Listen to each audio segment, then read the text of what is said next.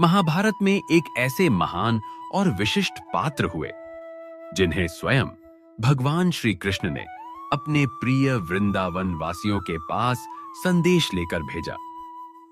वे अद्वितीय ज्ञान, गहन चिंतन और योग के परम साधक माने जाते हैं।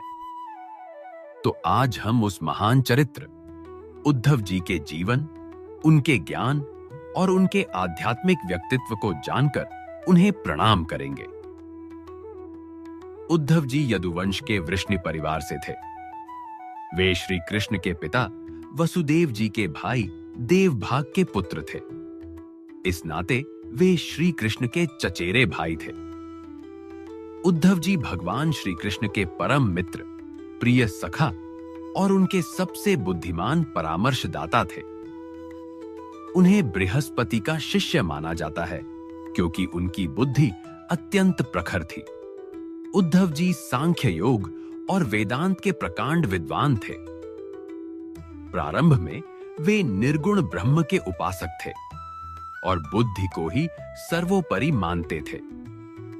लेकिन श्री कृष्ण की संगति ने उन्हें प्रेम भक्ति के मार्ग की ओर मोड़ दिया। जब श्री कृष्ण मथुरा आ गए, तब वे ब्रज यानी वृंदावन की गोपियों और राधा जी के विरह से व्याकुल रहते थे। उन्होंने उद्धव को गोपियों को समझाने और ज्ञान देने के लिए भेजा। उद्धव जी को अपने ज्ञान पर गर्व अर्थात अहम था। वे वहां गोपियों को निर्गुण ज्ञान सिखाने गए थे। लेकिन गोपियों के निस्वार्थ प्रेम और तन्मयता को देखकर वे आश्चर्यचकित रह गए। उन्होंने देखा कि जिसे वे केवल ज्ञान से प्राप्त करना चाहते थे, उसे गोपियों ने प्रेम से प्राप्त कर लिया है।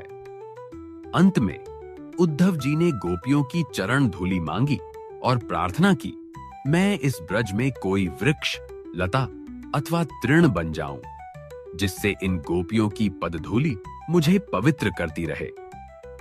महाभारत युद्ध के बाद जब यदुवंश के विनाश का समय आया, तब श्री कृष्ण ने उद्धव जी को बद्रिकाश्रम जाने का आदेश दिया। जाने से पहले उद्धव जी ने भगवान से अंतिम उपदेश मांगा। श्री कृष्ण ने उन्हें जो अंतिम और गहन आध्यात्मिक उपदेश दिया, उसे उद्धव गीता कहा जाता है।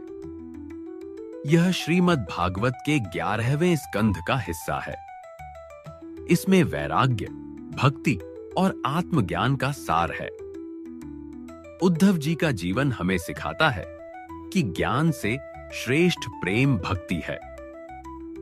उनका चरित्र हमें अहंकार त्याग कर सच्चे समर्पण की ओर प्रेरित करता है।